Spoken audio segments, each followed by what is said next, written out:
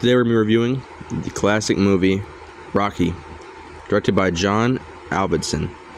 So, this is a different video I know on the channel, but I'm a big fan of the Rocky movies, and I plan on covering all of them up to about Rocky Balboa, which is the 6th movie. Then eventually doing the Creed movies, but I want to rewatch all 5 Rockies, all 6 actually, before I make the video, so I have like a good memory of it.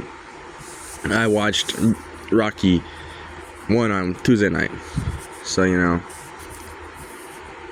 but it's just good to get talking about this franchise because I'm a big fan of movies, and especially older like movies from the 70s and 80s.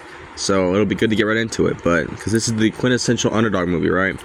So some people say the first Rocky was kind of sluggish because it was a lot less had to build exposition and stuff like that of the characters. So yeah, so obviously Sylvester Stallone stars in this movie as Rocky. Rocky's one of the most iconic movie characters of all time. It's pretty debated which Rocky movie is the best.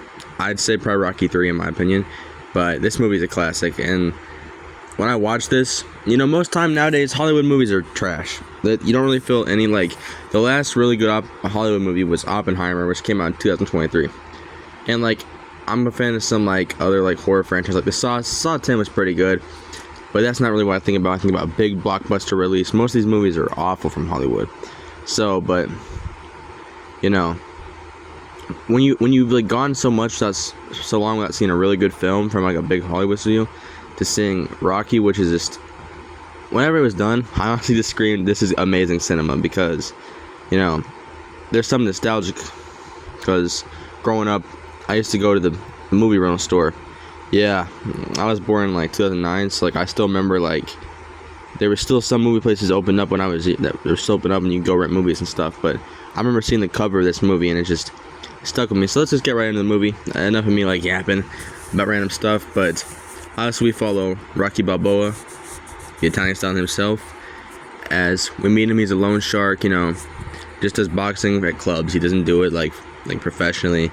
And he likes his friend Paulie's sister, and she becomes the main character as the movie's going. Well, she's a main character in this movie, but she gets some people say she kind of got sidelined for the next couple of ones, but I kind of agree on. But I think so Adrian is her character's name. She's a really I think she's really good. She goes good to Sylvester when it comes to the acting in this movie. I think Mickey is really good, who is Rocky's boxing trainer. So he's telling Rocky that he just, he has so much potential and stuff, but he trains, he fights like an animal. He doesn't have any good footwork, and Rocky's down on himself. So eventually it's Thanksgiving. He takes Adrian back to his place, and they get together after the really good ice rink, hockey rink, when they're skating together. But it all changes when Apollo Creed, the best boxer in the world, his match, the person he was going up against canceled on him. So he looks through the local boxers in Philadelphia, because he thinks it'd be a really good, some small town or small Philadelphia boxer versus the heavyweight champion. And he picks Rocky because of the name, Italian Stallion.